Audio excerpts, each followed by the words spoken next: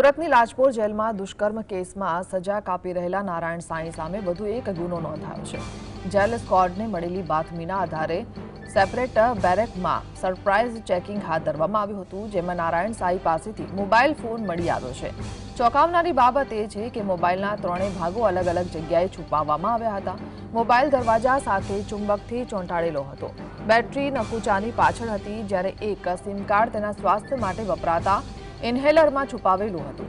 આ ઘટના બાદ સચિન પોલીસ મથકે ગુનો નોંધી જેલની સુરક્ષા વ્યવસ્થા અને ફોન અંદર ઘુસાડનાર મદદગારો અંગે તપાસ શરૂ કરવામાં આવી છે।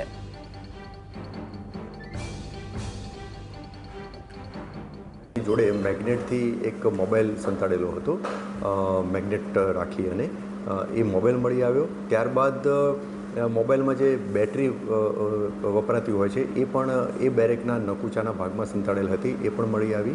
અને નારાયણ સાંઈને જે બેરેકમાં રાખવામાં આવેલો હતો, એટલે બેરેક નંબર 1, એમાં એનું જે ઇન્હેલર હતું જે એ યુઝ કરતા હતા, એ ઇન્હેલરના અંદરના ભાગે એક સિમ કાર્ડ પણ મળી આવ્યું। ફોન મળી આવ્યો છે જેલમાંથી, શું જાણકારી?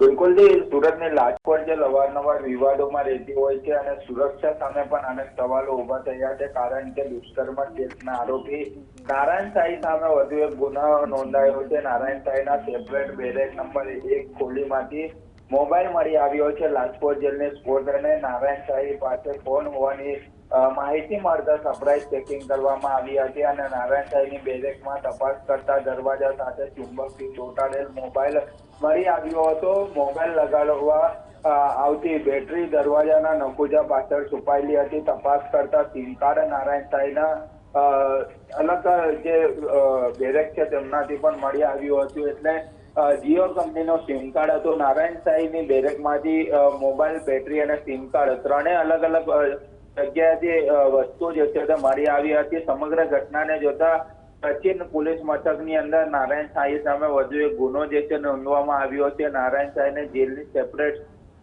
જેલની ખોલીમાં રાખવામાં આવ્યો છે। જેલની આંતરિક સુરક્ષા સામે પણ અનેક સવાલો ઉભા થયા છે।